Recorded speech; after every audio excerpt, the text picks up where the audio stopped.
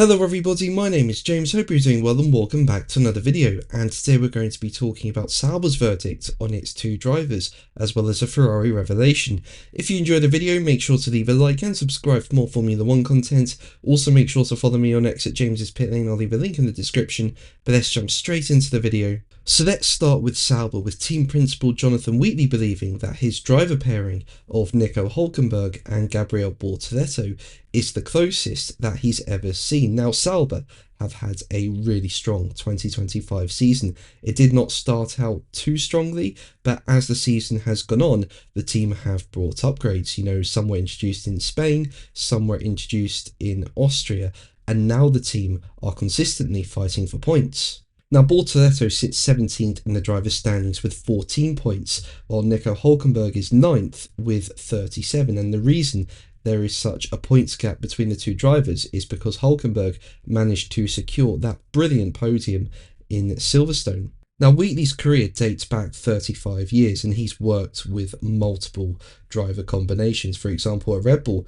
he worked with the combination of Sebastian Vettel and Mark Webber, as well as Max Verstappen and Daniel Ricciardo. And at Renault, he worked with Fernando Alonso and Giancarlo Fisichella. But in Wheatley's eyes, his current driver pairing at Sauber is above them all, with him saying, as quoted by Planet F1, "I have to say that it's the closest, most collaborative driver pairing I think I can ever remember in all my time in Formula 1. Gabriel has a fantastic work ethic, he has a capacity for taking on new information, he's proving every way to be the future star that we expected him to be, and Nico is part of that journey with him.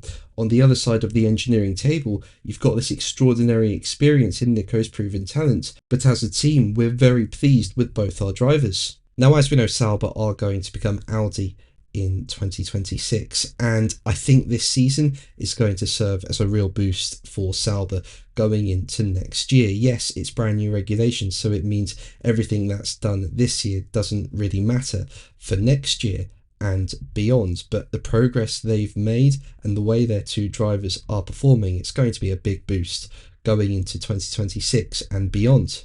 But let's move on to Ferrari, with team principal Frederic Vasseur admitting that the team lost its way after encountering quality issues at the start of the 2025 season. Now, as we know, there was a lot of hype around Ferrari at the start of the year, but they aren't fighting for the title this year. Both their drivers sit 5th and 6th in the drivers' standings, and in the constructors, they are a long way off McLaren. But could it have been a better season for Ferrari? I mean, while the opening round in Australia was not good at all for Ferrari in China, things did turn around a bit. I mean, on the sprint side of things, Lewis Hamilton took the sprint pole and the sprint win.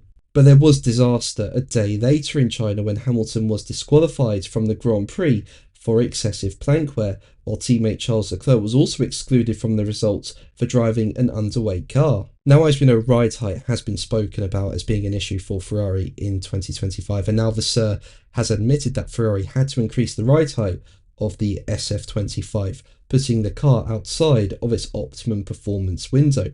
And Vasseur explained that the issue not only compromised the speed of the car directly, but it also meant that the team could not focus on other key areas. Vasseur told Automotor und Sport, as quoted by Crash.net, "McLaren is outstanding at tyre management, especially in wet or hot conditions. The disqualifications threw us off track a bit. We had to leave ourselves a safety margin in terms of ground clearance. As we all know, these cars are extremely sensitive when it comes to ground clearance. Every millimetre is a position on the starting grid. If you don't have full control over the vehicle height, it affects the car's competitiveness. To solve the problem, you lose focus on other things, preparing the tyres for qualifying, the warm-up laps, you name it." Over the last 3 or 4 weekends, we have been able to close the gap to 2/10. We had a lot of problems with the handling at the racetrack at the beginning of the season. There were quality issues, then the disqualifications. We lost our way a bit there. Now, personally, even if ride height wasn't an issue for Ferrari in 2025, I don't think they would have been able to take on the McLarens. The McLaren is just so strong in so many areas, especially in tyre management. The way they look after their tyres is just so much better than any other team, really. But do you think Ferrari could have had a better season if ride height issues were not there? Let me know in the comments below. But that's going to be the video from me today. Thank you ever so much for watching. Make sure to like and subscribe for more videos. And until the next one, take care. Bye.